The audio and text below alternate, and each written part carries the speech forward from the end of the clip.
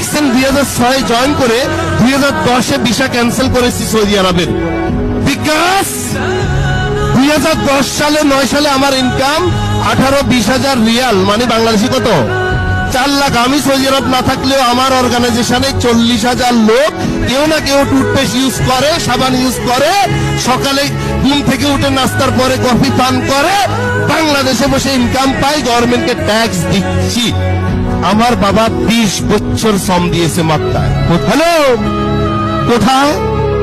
মাত্রায়। সেই আমি যখন ছোট ছিলাম 9 বছর বয়স, আমাকে বাংলাদেশে রেখে আমার হ্যাপিনেসের জন্য, স্কুল কলেজের খরচ মিটানোর জন্য, আমার পরিবারের সুখের জন্য সৌদি আরব মক্কা এসছে 4000 কিলোমিটার দূর।